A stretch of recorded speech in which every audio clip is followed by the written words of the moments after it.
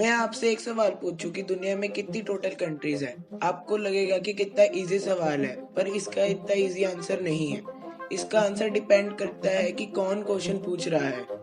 UN के according 193 countries हैं, Olympic के अकॉर्डिंग 206 कंट्रीज हैं, फीफा के अकॉर्डिंग 211 कंट्रीज हैं, इंडियन गवर्नमेंट के अकॉर्डिंग 201 कंट्रीज है, यूनाइटेड स्टेट गवर्नमेंट कहेगी कि 196 कंट्रीज है। आप नीचे कमेंट्स में बताएं कि आपको क्या लगता है कि कितनी कंट्रीज होगी दुनिया में।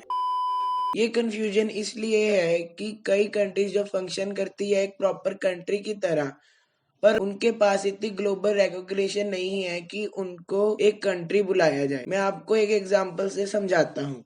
नॉर्थ कोरियन गवर्नमेंट के लिए साउथ कोरिया एग्जिस्ट नहीं करती। इसका मतलब ये है कि नॉर्थ कोरिया की टोटल पॉपुलेशन के लिए साउथ कोरिया कोई कंट्री ही नहीं है। ऐसा ही south Korea government north Korea को एग्जिस्ट नहीं करती और साउथ कोरियन पॉपुलेशन के लिए नॉर्थ कोरिया कोई कंट्री ही नहीं है।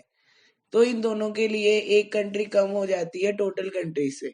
चाइना जो है यूएन मेंबर स्टेट और one of the 5 permanent member of UN security council, 15 UN member, एक यूएन ऑब्जर्वर और एक नॉन यूएन स्टेट रिकॉग्नाइज नहीं करती चाइना को या पीआरसी को। पर ये इतनी छोटी कंट्रीज है कि चाइना को कोई फर्क नहीं पड़ता इनकी रिकॉग्निशन से। और ये कंट्रीज है Nicaragua, Guatemala, Belize, Honduras, Haiti, Caribbean islands में Saint Lucia, Saint Vincent and Grenadines और Saint Kitts and Nevis, Paraguay, Eswatini, Bhutan, Marshall islands, Palau, Nauru, Tuvalu, एक UN member state of Vatican city. और सबसे बड़ी और सबसे populated state जो recognise नहीं करती पीआरसी या चाइना को, वो है आरओसी और अदरवाइज नोन एज ताइवान। और ताइवान ही सबसे बड़ा रीजन है इस कंट्रोवर्सी का। हम इसकी हिस्ट्री के बारे में किसी और वीडियो में बात करेंगे। ये दोनों कंट्री एक वन चाइना पॉलिसी फॉलो करती है, जो कहती है कि कोई भी वर्ल्ड में कंट्री या ताइवान को रिकॉग्नाइज करे या चाइना को। पर चाइना का ज्यादा इन्फ्लुएंशियल होने की वजह से सिर्फ 14 कंट्री रिकॉग्नाइज करती है ताइवान को। पर ऐसी वन एंड ओनली कंट्री है जो दोनों को ही नहीं रिकॉग्नाइज करती, वो है भूटान।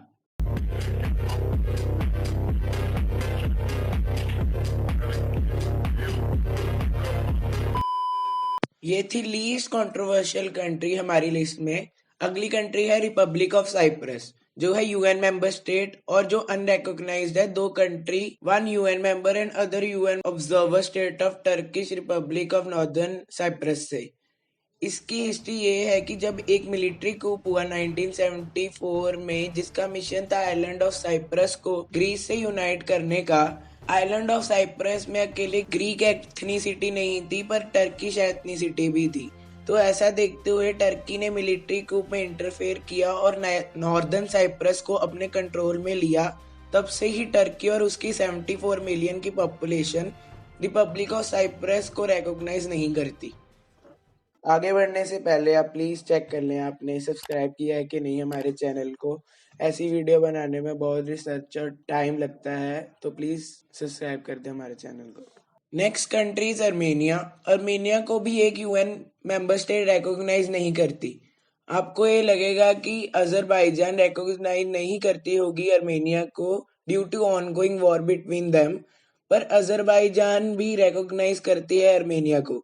वो कंट्री जो अर्मेनिया को रिकॉग्नाइज नहीं करती है पाकिस्तान। पाकिस्तान इसलिए अर्मेनिया को रिकॉग्नाइज नहीं करती क्योंकि पाकिस्तान अजरबैजान की साइड है in conflict between Armenia and Azerbaijan. और पाकिस्तान की पॉपुलेशन इतनी बड़ी है कि 200 मिलियन लोगों के लिए अर्मेनिया कोई कंट्री ही नहीं है और अर्मेनिया एग्जिस्ट ही नहीं करती। अगली और सबसे कंट्रोवर्शियल कंट्री है इजराइल और Palestine.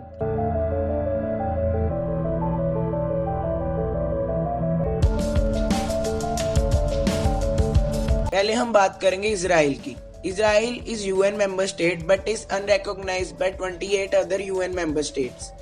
Back in 1948 Israel and Palestine were under British rule and Britishers ने डिसाइड किया कि वो इस जगह को 2 स्टेट्स में बांटेंगे, वन ज्यू state and other Arab state.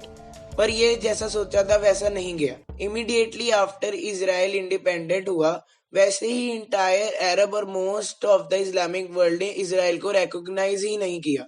उनका ये कहना था कि लैंड को छीनकर ज्यूज को दी जा रही है और कोल्ड वॉर भी चल रही थी, जिससे क्या हुआ कि यूएस इजराइल की तरफ चले गया और सोवियत यूनियन पैलेस्टीन की, जिससे सारी कम्युनिस्ट कंट्री ने भी अपनी रिकॉग्निशन विड्रॉ कर ली इजराइल से। After Yom Kippur war of 1973 सारी अरब स्टेट्स ने ऑयल एम्बार्गो लगा दी वो सारी कंट्रीज पे जिसने रिकॉग्नाइज किया था इजराइल को।